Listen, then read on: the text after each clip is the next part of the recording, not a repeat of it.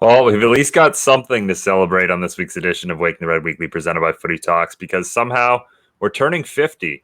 This is our 50th episode, and we are both shocked that we've gotten this far and immensely appreciative of all of you for all the support along the way.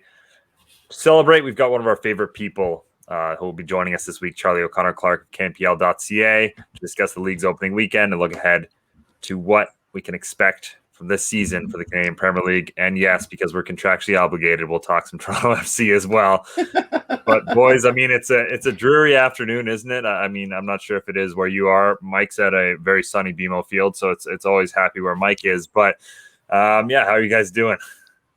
Oh, it's raining down in downtown Toronto, Mitch, or should I say Midtown Toronto? It is very much raining here, so perfect weather for England to pull the upset.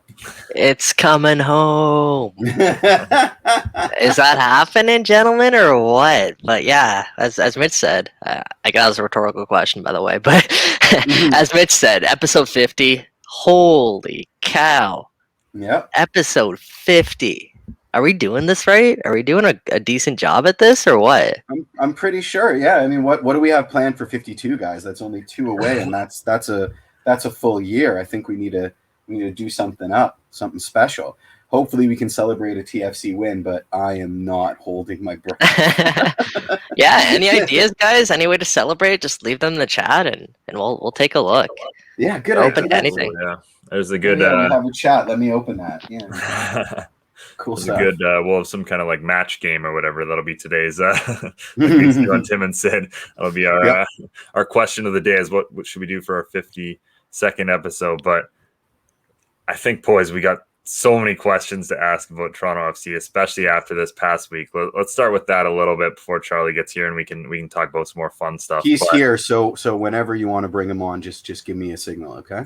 Fair enough.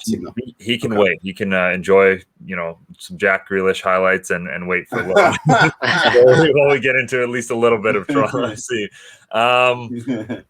Look, I mean, the Nashville game, again, it was the same game we've been talking about the past couple of weeks, I think, where Toronto FC played pretty well, especially when they had Alejandro Pozuelo on the field. They looked solid, but obviously don't pick up the result, and we're obviously we're far past the point right now where those games need to turn into results, and then they go to Cincinnati, and that's their worst game of the season. It was terrible. They looked awful throughout. There was no ideas. I mean, it just wasn't great at all. How do you reflect on that week? Because it's really hard to find positives right now when it comes to Toronto FC.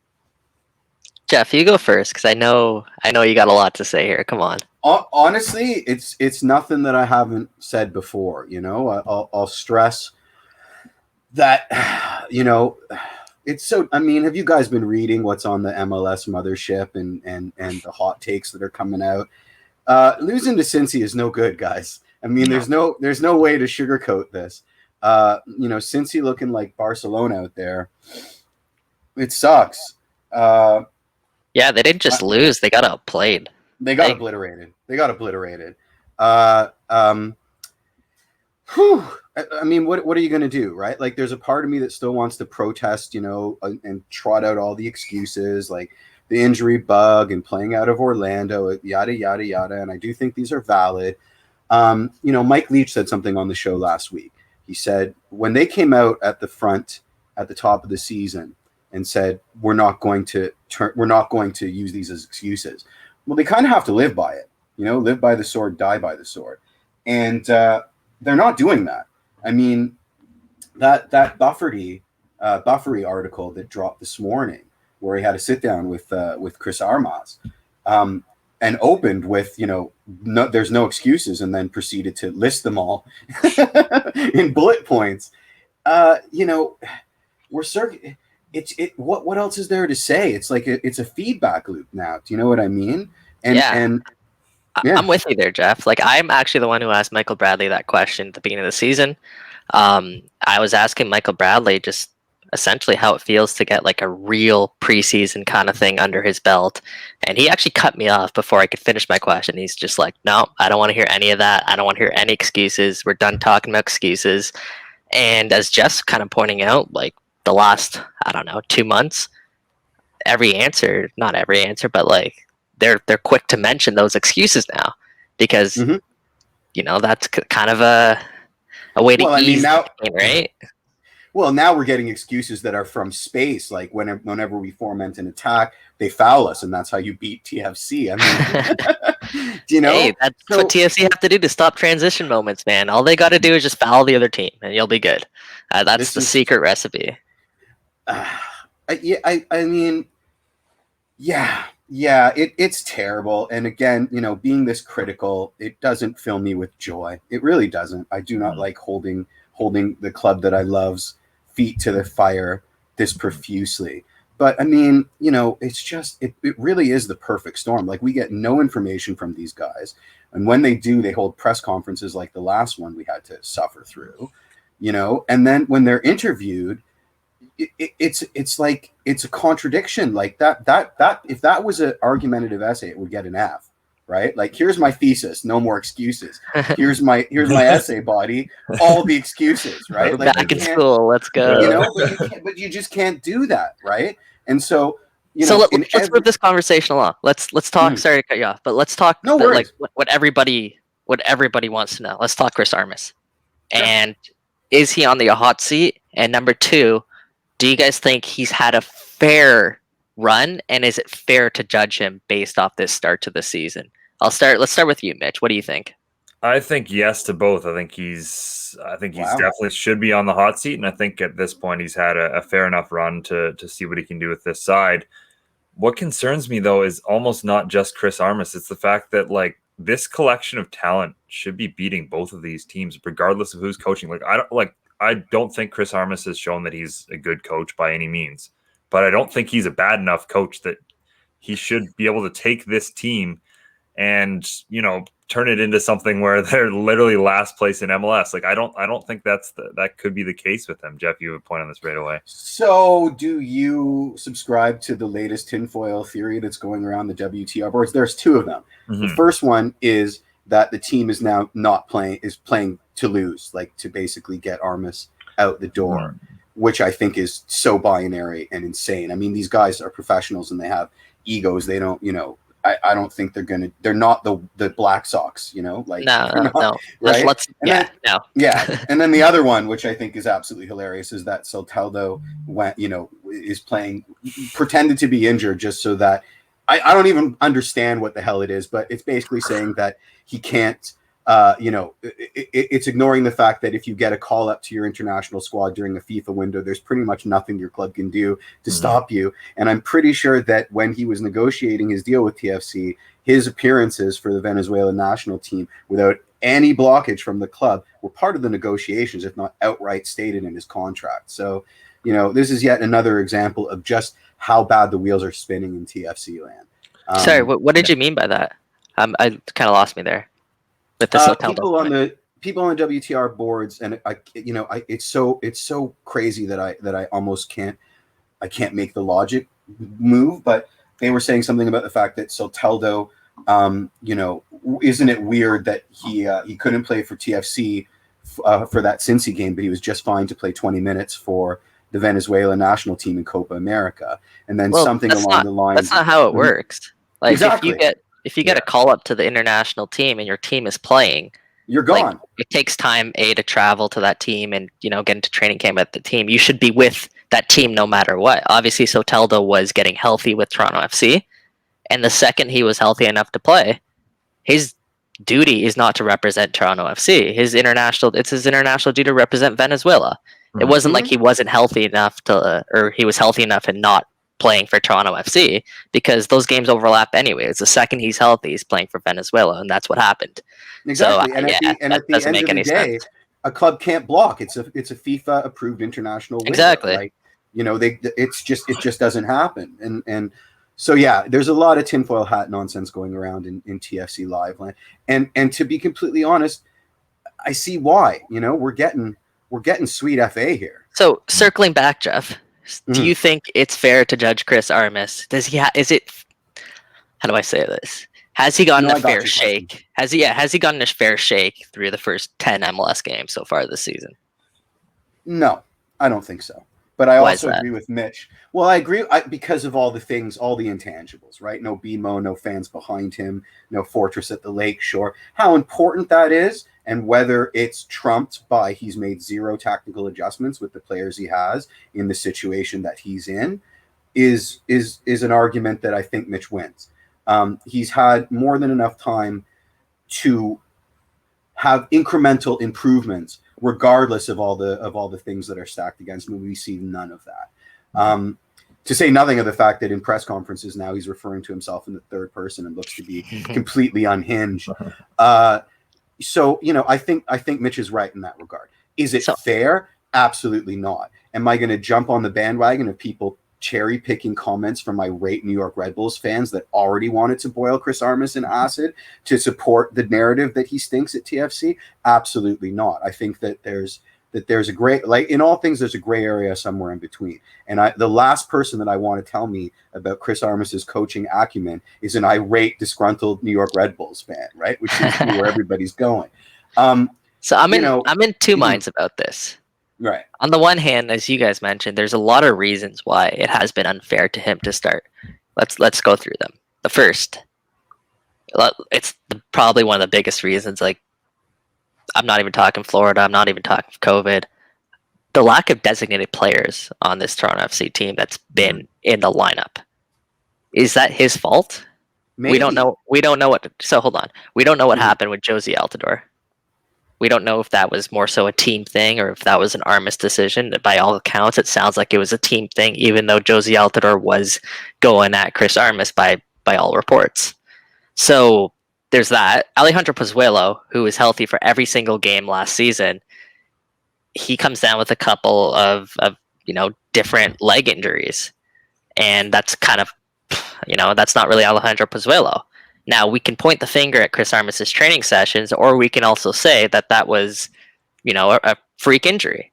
Because if you look, a long time coming because of all the football he's been playing over the last. Perhaps, but if you look at like the rest of TFC's injury report, there's like 3 guys on that, maybe even less, of guys who are ready to sort of come back, but are still listed on the injury report. Like the injuries have diminished by number, but it's to whom the players are getting injured, right? And also Jefferson Soteldo, who's played 3 games in a Toronto FC uniform, your third designated player. And then we're not even talking about the Jonathan Osorios, the Ayo Akinolas, the Chris Mavingas. Like, this team has had injuries to really key pieces. So that's the first point I want to make about why it's sort of, he's not really getting a fair shake, because he doesn't really have the full arsenal to kind of work with. And we know in Major League Soccer how important designated players are. Name me another team in MLS that's winning games without any designated player. Cincinnati. They have a lot because they spent a lot, right? Yeah. Obviously, the second reason was COVID at the beginning of training camp. Not just COVID, the fact that it interrupted a shortened training camp already, where players were coming in at different times. COVID obviously, interrupted that training camp. And as a result, it left them with a week to prepare for Champions League games in a different country, as well as the start of the MLS season. So there's no other Canadian team that had to deal with that. That's another reason why it's kind of like they're kind of playing catch up from the beginning, because they didn't have a full training camp under their belt. Obviously, they're playing away from home in front of no supporters. Every game for them is a road match. We know how hard it is in MLS to win games on the road. That's why every time TFC were to win a game on the road, it would be celebrated like a glorious victory, because it's that tough to actually win on the road. And for them, every game has become almost like an away match. So those are real factors that affect, the everyday kind of cycle. But that being said, obviously, I wrote this yesterday, it's a mountain that Chris Armas and his staff have to overcome. Also, I also want to mention this isn't his squad. This isn't his roster. This is a roster he's inheriting, right? And if you want to play a different style of play, or at least, an altered style of play, if it's not completely different, it takes time to sort of integrate that into the team, especially when you don't have the most ideal pieces perhaps you would want for your system. there's also arguments to be made there that a coach would have to adjust and adapt to that system. But at the same time, that was Armas's vision when he first came in to TFC. That's why he was hired by TFC, is because they liked what he brought to the table. So we can talk about, was that the correct decision or not? We can definitely talk about that. But at the end of the day, like, that's tough for a coach. As James Grossi said on the show, I'll bring this up again. It sometimes takes up to 2 years for a coach to really get their real roster and get what they kind of are envisioning here. So on that stance, it's tough. Like he's again climbing a really big mountain here to sort of overcome. But no one expected him to be at the bottom of the mountain still. No one expected Toronto FC to be this bad. And that's where it gets really interesting and really gets really tricky, because yes, he's been given an unfair hand to kind of work with, but he hasn't done himself any favors to support that. Yeah, go ahead. There's two things that Chris Armas really pushed when he was coming in that would be, the things that everyone got excited about and the things that he talked about, which is this high tempo, high pressing game. Just say it. And the young players. Right? Like those were the two things that everyone was really excited about. And for me, the thing is, the players who have played his system the best have been those young players that we just haven't seen for 3 to 4 straight weeks now. And if you look back at all of the best, like all of the times Toronto FC's picked results up 5 times this year. Against Lyon, they've got Singh starting, Prizzo, Schaffelberg, and Okello. The other Lyon game, they've got Okello, Schaff, and Prizzo starting. Vancouver draw, Okello, Singh, Nelson. The Columbus win, Ralph Prizzo has an amazing game in that. None of them started against NYCFC, but Schaff comes off the bench and gets a goal. Where are these guys and why aren't they playing? Where has Ralph Prizzo gone? Yeah. Can someone explain that to me? Yeah. The last time he was on the pitch, he at least started a full game. He was absolutely praised by Chris Armas. Mm-hmm.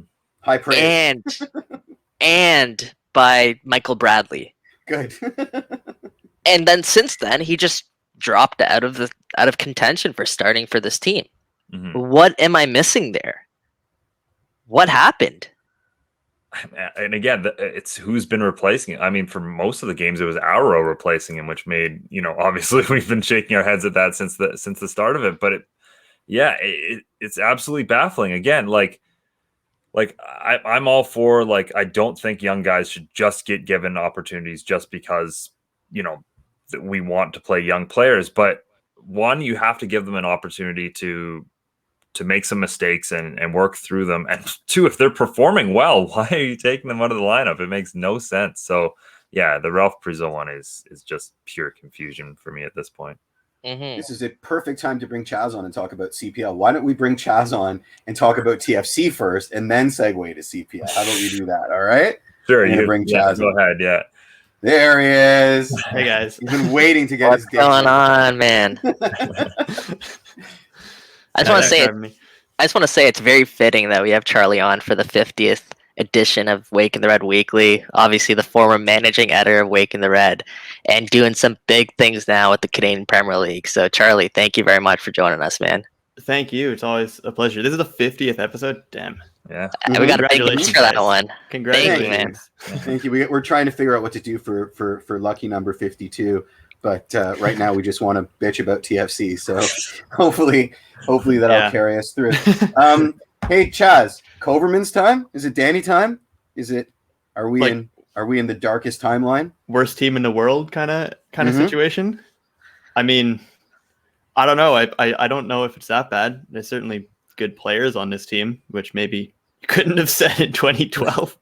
But I don't know. I'm obviously not as tapped into TFC as I used to be, but it's a lot less fun to watch them at the moment. That's for sure. Charlie, you covered this team during, not an ideal state in 2018. Mm-hmm. How is it like to cover a team that is super talented but is underperforming? What's that like? Oh, it's so much worse than if they're actually bad.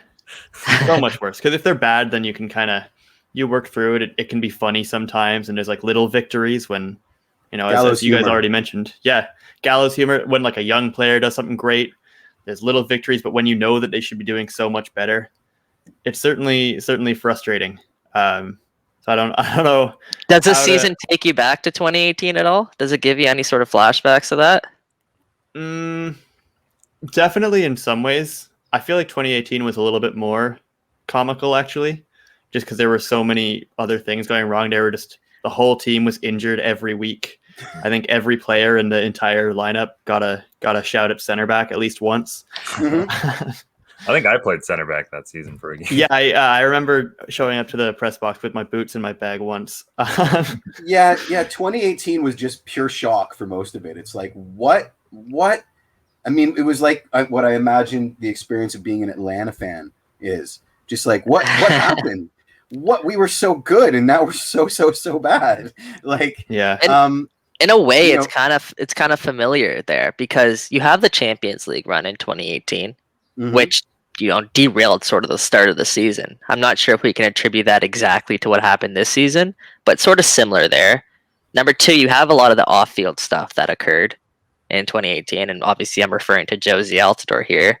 Mm-hmm. And number three, like, this team, as mentioned it, this team is super talented, had really high expectations, second in the Supporters' Shield race with 4, they were leading the race with 4 games left to play last season, and they're absolutely just going out there and just, I don't even know how to describe it, but yeah, what do you think there, Charlie? Is there any light at the end of the tunnel here? Yeah, I'm sure there is, and I'm sure, I guess we'll have to wait and see how much rosier the situation looks when, we can go out and see them every weekend when they're playing at home, and I'm sure that'll be a boost. But it's definitely tough just to look at them and not really know exactly how this ends, right? There's plenty of ways. Could totally turn it around at any second. You'd hope. We could still be the Sounders, man. We could still be the Sounders. They're only 8 points out. Exactly. Yeah. And if they do, get 2 of their DPs in regularly, they could totally do something. Score a goal. Impressive. Score a goal. Yeah. Yeah. I mean, it's just really, really tough to gauge. Obviously, it's really hard right now to watch them and to get maybe excited to watch them at the moment. But I think I really don't know.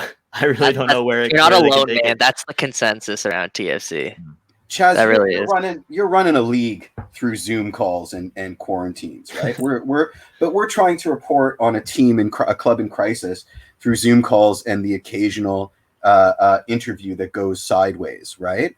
How mm-hmm. much do you attribute our disconnect with the club to that? And because you're saying something interesting. I mean, it feels like a fool me once to say, well, let's wait until they get back to BMO. We've done a whole lot of waiting and a whole lot of not changing, right? There's the mm-hmm. angel on my shoulder is saying, wait until they get back to BMO, Jeff. Wait until they get back to BMO. The devil on my shoulder is saying, when they get back to BMO and they get booed out of the stadium by everybody in the South End, it's probably not going to be better. So I just wonder, like, it feels like I want to correct myself from being super ragey every time, but the excuses are getting like really few and far between. And I find myself super ragey. Well, super ragey Jeff is maybe Jeff at his best. Oh, well, thank you. It's definitely true that it's harder to communicate, over these kind of Zoom disconnects, right? Like when you're covering a team, you're not necessarily building a rapport, especially it's a new coach coming in facing media that he's never met before, just trying to explain what he's doing. And I mean, obviously it's not going super well for him with the way that, his words are coming out. And I'm sure that they're probably not coming out the way that he wants them to. And I'm sure he'd probably look back and be like, I wish I kind of said that differently, because I can kind of see how that would be interpreted. We're also being very unfair, taking him literally at everything, right? Like, he says 2 number 1 keepers, and I haven't heard people that are, TFC fans shut up about that, right? Like I haven't heard people shut up about Michael Bradley's 25 out of 10 comment, right? Oh, but he doubled down on the 2 number 1 keepers recently. Is this TFC fans or is this you, Jeff? No, this is people on WTR. People that are like, saying. you know, No, just kidding. yeah. Yeah, but no, going back to that 2 number 1 keepers, like he said it more than once. Like he's not like, doing himself any favors. Yeah, you're supposed to be media trained. I mean, part of the job is obviously speaking to media, so that has to be taken into account. Now, I'm not saying he's not Greg Vanny though. You can be trained all you that's want. Unfair. Yeah, but that guy was a you know, he was a master of it. So, damn, you know, horrible time for Armas to step. I mean, it's not help. Like if he's winning, he can go out there and say whatever the heck he wants. When you're 1-7-2, every word that you put out there, especially in, like you said, the Zoom era, it's going to be scrutinized. That's just the way it goes, right?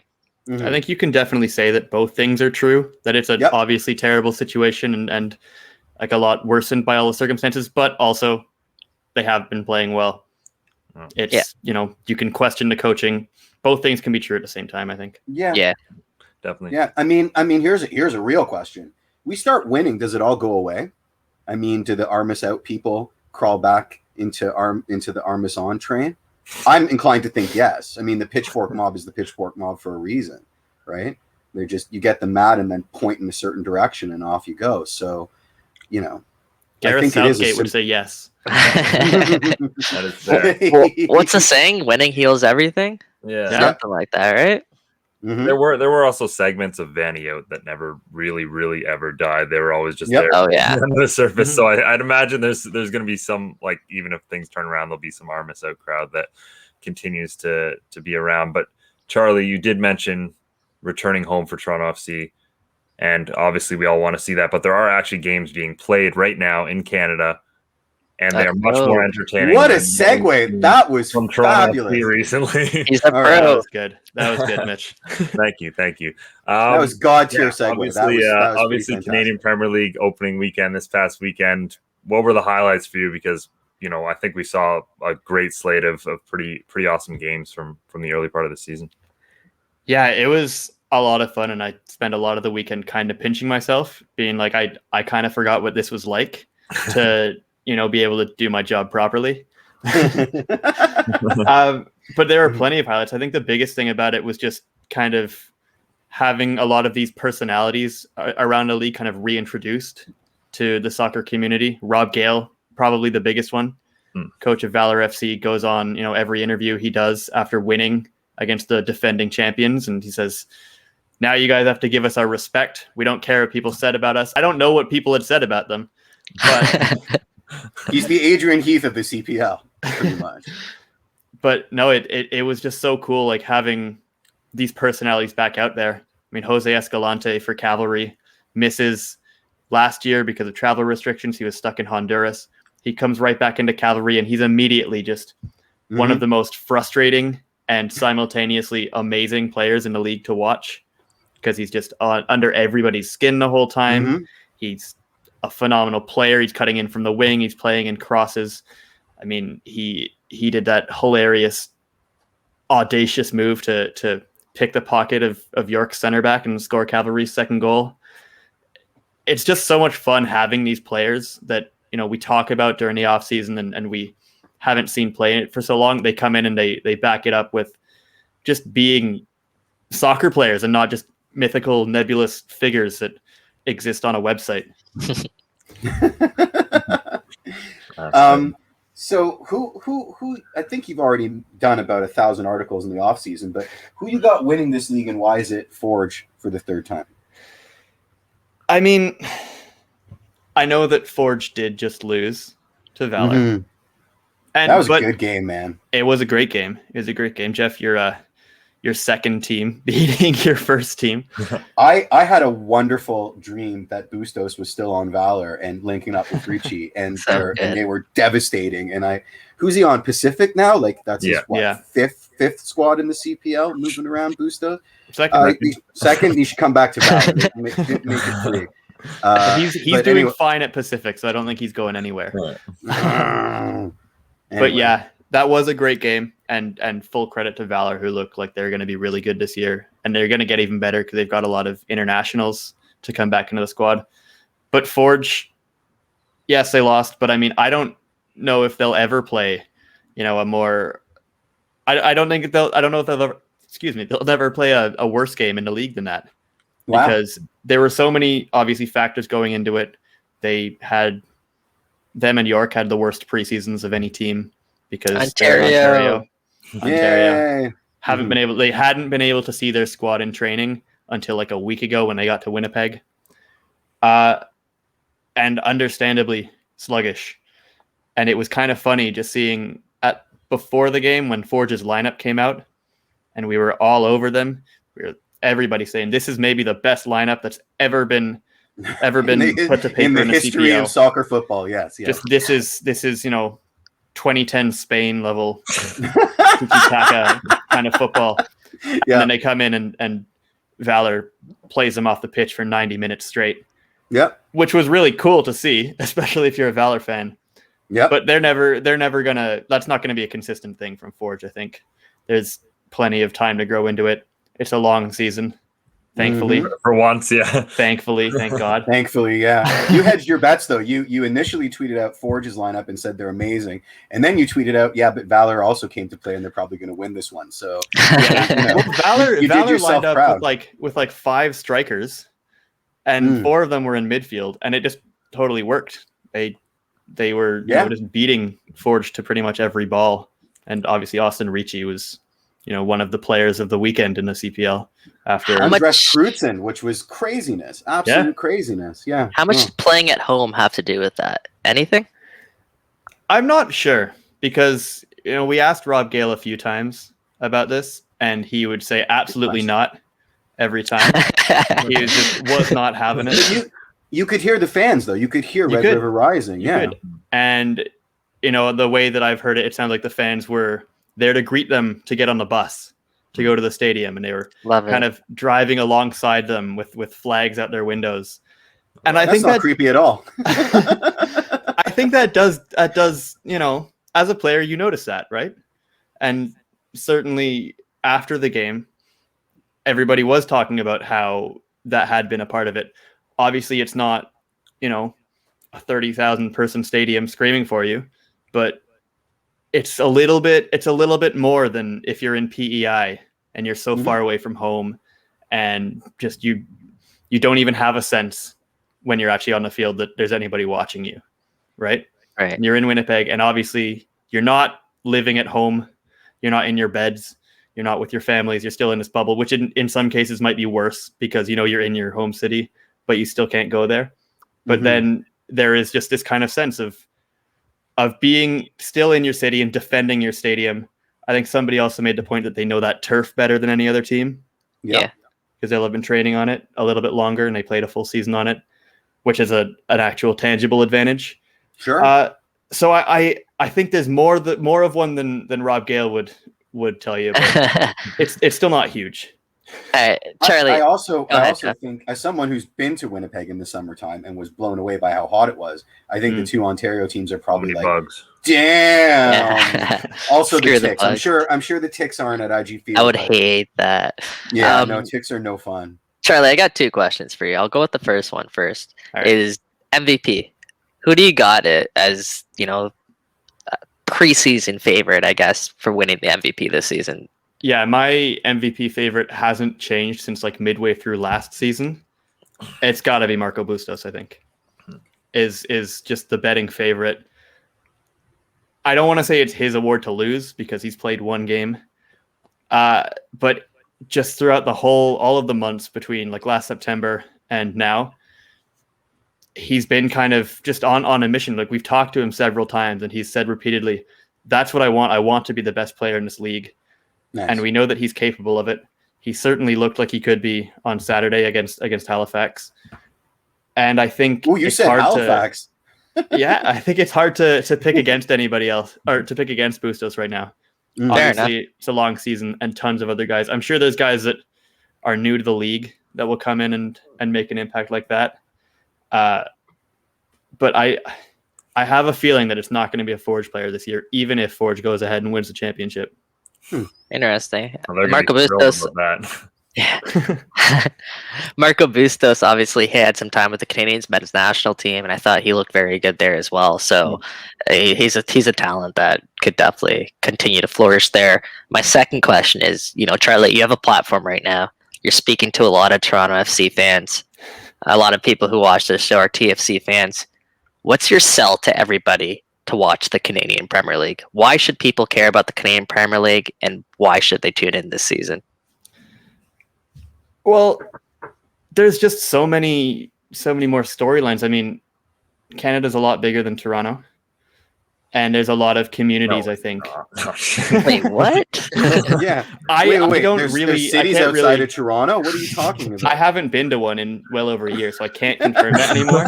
But yeah, it's just, I think that my favorite part about the CPL is just seeing all of these communities: Winnipeg, Halifax, Vancouver Island. Just there's just a lot going on kind of on the ground there that we maybe don't see on Twitter all the time, and it sometimes doesn't translate. But then we see these teams playing, and these players will talk about how important it is to them to be representing these cities that, I mean, I haven't been to most of them, but there's just this real connection that it feels like very authentic local football. And especially if we start seeing these teams playing at home this year, once this bubble in Winnipeg is done. Jeff is hopefully all right.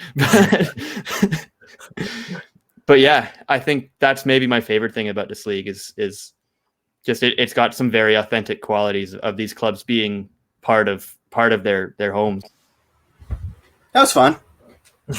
Right, Jeff? Well, yeah, what happened? Yeah. Oh, nothing. My wife's not here to answer the door, so I couldn't take a hint. But all's well. All's well. All right. I missed what Chaz was saying entirely. I hope it was good. It was great. Go to games. Go to games. Nice. Well, you don't have to worry about me. When you don't can. have to worry about when me. it's safe to. I have another reason why the Canadian Premier League is great, which of course is all the young players that this really provides a platform for. And I think we saw that in a big way with Olympic qualifying. Obviously it wasn't successful for Canada, but this was a group that looked as professionals we've seen in a long time, from start of the roster to the bottom of the roster, which I think in a big way attributes to the fact that they're all playing professional soccer, and the Canadian Premier League is a big reason for that. Obviously, you're going to get this question every time I'm on. Who are the guys that some of the young guys that we should be watching for, whether they'll be in the national team pool soon or in the next couple of years? Who are some of those kind of exciting young players that fans should be excited about? Yeah, I held off on the young guys in my last answer just to not take the wind out of Mitch's question. But there's so many names. I mean, there's kind of a spectrum from players who have started to get these tastes with the national team. Amir Didic. Canada can always use center backs, right? Marco Carducci is somewhere in the depth chart there. I think Thomas Meyer-Jaguar, who probably would have been a big part of that Olympic team if he hadn't been injured like the day before that opening game against El Salvador. And there's probably some other younger players that maybe we don't hear about as much that could be coming through. One name that, I kind of I'll throw at you is Valor's got Sean Rhea on loan from CF Montreal. Good player. He was with Canada at the U17 World Cup, I think 2 years ago. He looked really great for them against Forge. And I've heard that he's been arguably one of Valor's best players in training, and I think he's like 19 years old. So maybe if there's a name that we haven't seen before in a CPL, or maybe if you're not Mitch, you might not have heard. That's one. But there's so many others. Like Noah Verhoeven at York is starting to play this more attacking role. He was kind of a number 10 or a second striker against Cavalry. That could be really interesting for him. There's so many guys, and I'm obviously like biased when I say that I want these players to be considered. Yeah. But I really think that there are a lot of guys that just add so much depth to Canada's player pool and just create a little bit more competition when you do have these camps, like the January ones, where you bring in a load of these fringe guys and let them just play and earn opportunities. Absolutely. And what is it? The fans are allowed back July the 7th. at IG Field. Yeah, that's pretty amazing. We were all looking at flights, but you need to be double vaxxed in the province of Manitoba. You need that Manitoba seal of approval, which obviously we don't have. But yeah, you did check out how much flights are and how long the road trip might be. Just saying. Yeah, fair enough. Well, I think the Sean Ray pick is a great one because that's a player I'm super excited about. Right when he got loaned there, and he's been great for Canada's youth national team. So that's a guy that I think Canadian Premier League fans should be watching this season. But Charlie, thanks so much for joining us. This has been awesome. Anytime, guys. It's always a pleasure to chat with all of you. Awesome. Thanks, Charlie. We didn't even ask him one KJ question. That will have to be for later. I also haven't even got to say the words Jack Grealish yet. So right. Do it. Get it out of the way. 10 seconds. Yeah, we're good. Yeah, we can. Player in the world. Best short wear on the planet. Oh yeah, he's got a swag. Coolest shin pads in the world. Yeah, pretty much. His hair matches everything too, eh? Not the best driver of luxury vehicles I've ever seen, but no, sir. But definitely maybe the worst driver of luxury vehicles of any footballer on the planet. Keep him away from your expensive cars, but other than that, A-okay. What a pleasure, Chaz. Who you got for the game coming up? Ukraine and Sweden. Ukraine. Yeah. Oh, I hope it's Ukraine. I don't want to watch Sweden anymore. Really? Yeah. I want to see Sweden's away kits. I can't remember seeing them. The pinstripe guys. They're beautiful. That is the most Jeff. That is a very Jeff answer. They play horrible football, man. Look, conveniently, I'm Jeff, so I should be giving out Jeff answers. But imagine that. That's true. Yeah. That's true. It depends on what kit they walk out in. If they come out in the standard yellow Sweden kit, then forget about it. It's all you. I don't want to see any more. I don't want any more of those ugly, trashy Puma away kits winning any more knockout games. This is important, guys. A message has to be made to the people, the Puma people, that this won't fly. The international clothiers kits will not fly. I'm sure they're watching, Jeff. I'm Mitchell, and I'm saying we should move on here. So let Chaz go. Indeed. Cheers, Chaz. I have the power to remove you. I'm doing guys. that now. All right.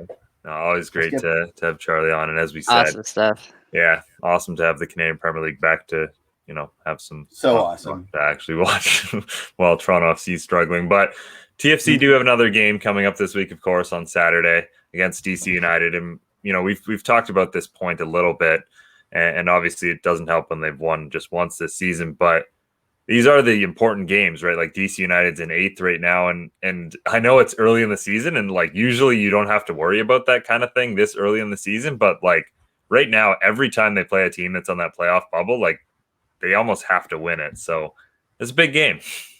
Mitch, we lost 2-0 to Cincinnati. Every game, every team is a big game. We are officially the underdogs of underdogs at this point. Like, Justin Morrow said this after the loss. Is that the good news, I guess, trying to spin it in a positive way, but the good news is that TFC will be playing a lot of Eastern Conference teams the rest of the way. That's just the way the schedule is sort of made up. So there is still a chance that TFC, again, they're 8 points out. They put together a couple of wins. They're back in the playoff picture. But as Mitch is saying, like Cincinnati, Nashville, now DC United, these are the games that TFC have to win. Should be running roughshod over these teams.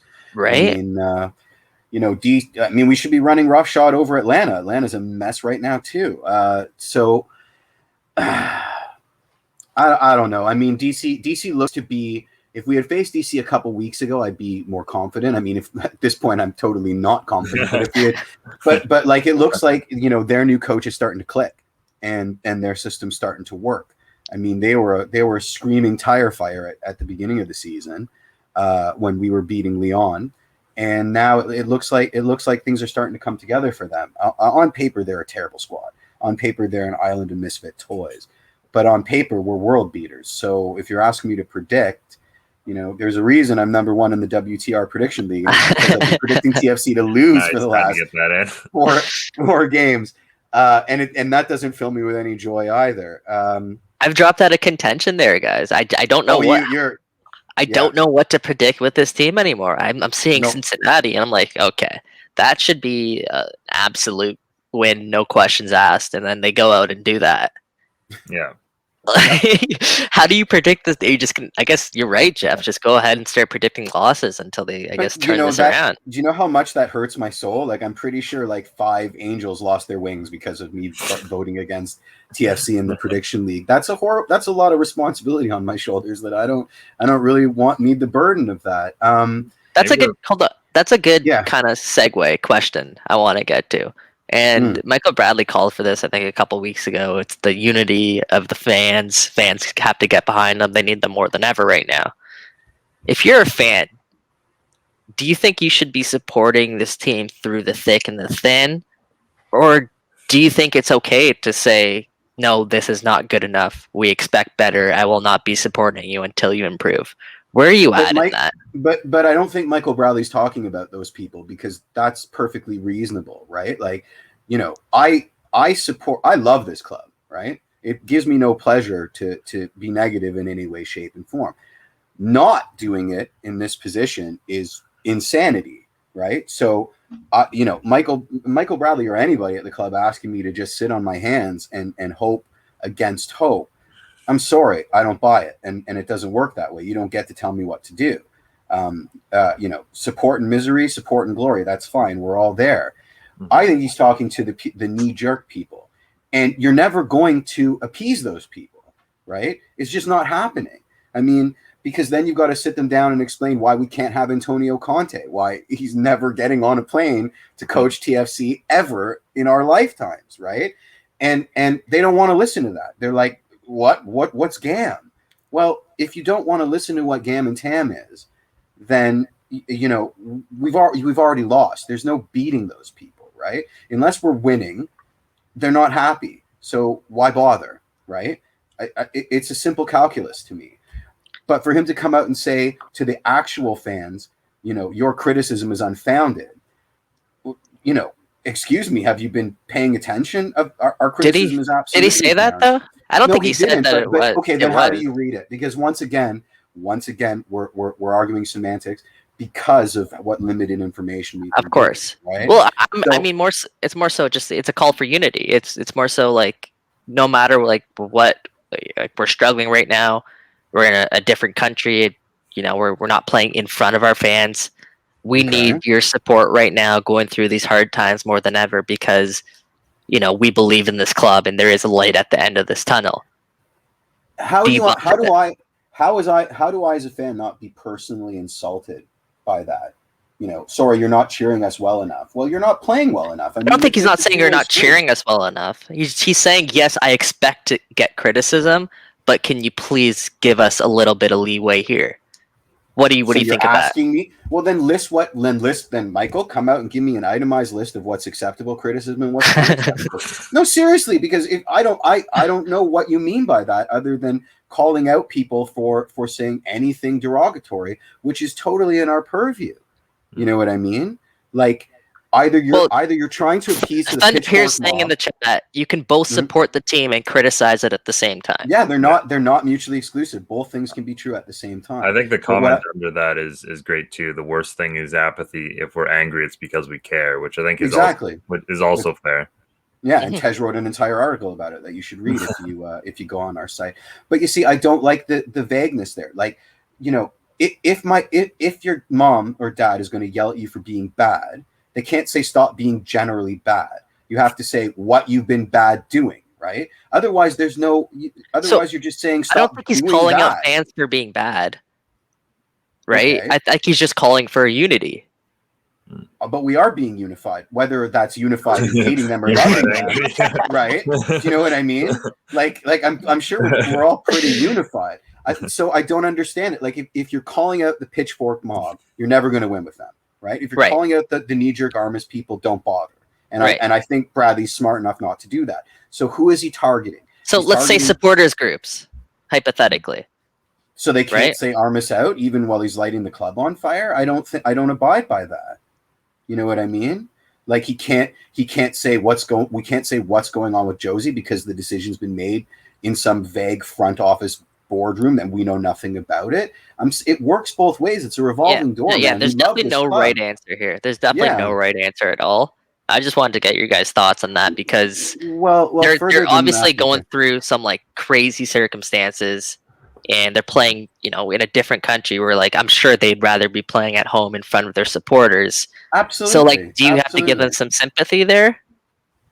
I think we've given them a lot of sympathy there, and I think that margin's eclipsed. I'm also gonna move a couple steps backward here. I love Michael Bradley. I love him as a mouthpiece for the club, but we are 4 times too many already on trucking him out as the damage control spin doctor, right? He's their go-to guy. And we're getting to the point of ridiculousness now where these articles are just this unfocused, unfeathered, stop doing that. Well, stop doing that as well. Start winning, and maybe we'll stop doing that, right? Like, it is a chicken and egg kind of situation here. I mean, I said, I can't remember who I said this to, but there's something I hate about film festivals, and that is, they give the filmmaker the opportunity to get up in front of that audience before they show their film and basically do a mea culpa, right? Like, hey guys, listen, I didn't have $120 million. I really wanted to do a battle where you saw orcs invade that castle, but instead it's my cat wearing an orc suit and my bad Photoshop skills. You don't get to do that. You don't get to preface. You turn the film on and they like it or they don't. It's that simple. And that's the covenant you take with your audience. So any attempts to sidestep that and sort of influence people's viewing of a subjective situation, I think is a foul. And that's what they're trying to do here. They're trying to get ahead of criticism by saying, well, you wouldn't be mad. You don't want to make Michael Bradley cry, do you? That's not fair. Like, it's not fair. So good luck making Michael Bradley cry as well. but Mitch, but that's essentially what it is, right? Like, that's essentially what that article is. Like, are you a good fan? Do you want to make Michael Bradley cry? Good fans don't make Michael Bradley cry. Be a good fan. That logic, and it's false to me. It's spin. It's damage control. And look, there are people that are honestly saying, why don't the reporters get up in front of Armas and basically ask a question like, why are you guys sucking so bad? Like, what's he going to answer to that? Like, Chris, you suck. Please explain to us why you won't suck anymore. And, a journalist doesn't get that privilege either. Like, there's decorum for a reason. Once again, it circles back to how we have so little to work off of, and we're just spinning our wheels here. You know what I mean? Right. I don't want, and I keep coming back to this. Armas isn't Vanny. We were used to Vanny. Vanny gaslit us like no tomorrow, and we said, yes, please, sir, can I have some more? Maybe that's not so good, but it's almost like the pendulum has just shifted to a guy who's extremely combative, in adversarial in a way that Vanny never was. And it's not fair to hold him to task for that, but it is whiplash, right? Like, we are in a state of like the pendulum just shifts so far that we don't know what we're doing anymore. Yeah, it's tough when you're 1-7-2. Like, every question is going to seem like it's an attack. It's a question. There's no good answers, right? Yeah. It's tough, right? But let's move on a little bit quickly. Sure. I think we can get into a little bit of a TFC injury report. The Michael Singh injury report. Hold on, I haven't brought it up. Wow, it's been a minute. Time. Where is it? There it is. All right. It's the Michael Singh injury report. Sweet. Okay, so couple things here, and I'll give credit to Steve Buffrey for this one. It's not really the Michael Singh injury report; it'll be the Steve Buffrey injury report to start off. Alejandro Pozuelo. It doesn't look like he will be available on Saturday, so we don't know the extent of that injury as yet. Doesn't look like he'll be available on Saturday then to watch the. No, I'm just kidding. However, yeah, I don't know if Paz will be there. Good news is Steve Buffrey also reporting that Jefferson Soteldo, whose team was eliminated on Sunday at the Copa America, Venezuela obviously eliminated, he will be back and he will be eligible to play in Saturday's contest versus DC. So it looks like they will get at least one of their designated players back, which is joy of joys, something at least. And I'm excited to see it, like at least Soteldo play, because he did show flashes of what people are talking about, what people are hyping him up about, and I want to see him get a good run of play under his belt. But he won't, because Pause isn't there to give him any service, so it will be the same thing as it was before, right? Also, I forgot about the third tinfoil hat theory, which is that Pause is now pretending to be injured, so that he doesn't have to play the TFC anymore. I was going there, guys. I mean, this is what happens. So moving on there, injury report. You're gonna have to get a Costco pack of tinfoil by the end of this show. Third is Achara. So Chris Armas told me, I think a week and a half ago, that Achara was about 2 weeks away from returning to full team training. We saw yesterday in a picture that TFC tweeted out that Achara is actually back in training. So, TFC still have to sort of make room on their roster for him to return into the squad. But the positive news is Achara is looking very close to returning. And, again, the flashes that we saw of him, that one jaw-dropping night at BMO Field, which feels like forever ago, the last time TFC played in front of home fans. That was that. And so Achara is inching closer. Will Dunn in the chat, I see you asking about Erickson Gallardo. No, it wasn't Will. Oh, I thought you said Will Dunn asked about Dunn and Thundercat asked about Dunn, but that would have been an easy mistake to make. And Gallardo, who's asking about Gallardo? So, as you know, Erickson Gallardo is apparently healthy to return for this team. However, TFC are kind of hand-tied right now because they don't have any roster room available to activate him, essentially. They have a lot of depth now that most players are back. So it's interesting to keep an eye on the likes of like a Julian Dunn, the Rocco Romeos, players like that who are kind of on the fringe with this TFC team. Could they be loaned out? I know Oliver Platt reported, I think last week, that Dunn or Romeo are both on the radar for the Canadian Premier League. Mm-hmm. So is that even an option? Why wouldn't they? I don't know. I'm just asking because of the weirdness going on with. I don't see any reason why not. Also, they have TFC too. Yeah, the quarantine. But not just the quarantine, but they're like in their bubble thing now, right? So the rules are changing for Canadian government, right? As of July 4th, that you don't, if you're double vaccinated, you no longer have to quarantine if you're Canadian resident or a PR of Canada. Right. So Rocco Romeo and Julia Dunn obviously are both Canadian guys. I'm not sure their status on their vaccinations, but if they're both double vaccinated, the quarantine thing shouldn't be an issue. Cool. So to answer the question, they should both be eligible to kind of be loaned to the Canadian Premier League. But those are some of the guys you got to look out for to potentially be loanees. And I think that's pretty much it for the injury report right there. Like Julian Dunn, Romeo are both back in training with TFC. Again, I think they still fall under that Gallardo kind of mindset where like we'd have to move somebody to activate someone. Right? Exactly. Yeah. But these are not guys who move the needle for this club, right? They're not a Pozuelo, they're not an Osorio, they're not an Iowa Canola. These are not those guys. So, but just something to note as this team kind of forms its roster. Yeah. My God, what a mess. Yeah, I think that's a good place to end it right there. You don't want to talk about the Canadian women's national team and the Olympic roster, or you want to save that for next week? We can. Well, the Olympics are coming up. That's at least something that we have to look forward to. Same with the Gold Cup and a couple of other things as well. So July 24th. Yes, thank you. Nice. Yeah, I don't have much to add on that. So I think we'll. We talked about it like 2 weeks ago. We did. We did it closer to the Olympics as well. Mm-hmm. I think that'll probably be best. Yeah, definitely can expect some Olympic coverage from us, some Gold Cup coverage as well.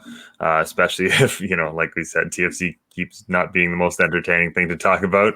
But who knows? I know why we want to wrap it up. I just saw the TV. They're about to kick off. Cool. Yeah, let's do that. What jerseys are they wearing? No, I'm just kidding. Thanks as always. I'm Ukraine. I'm Ukraine today. Looks like. All right. Thanks to Kevin, Sophia, and Edwin. As always, for what they do behind the scenes. Thank you all for listening. As always, we hope you give you some joy during these difficult stretches for TFC and at least make your weeks a little bit more enjoyable. On behalf of Michael Singh, Jeffrey P. Nesker, I'm Mitchell Tierney. Till next Tuesday. Oh man, I gotta get the end video up. Okay, bye everyone. Cheers.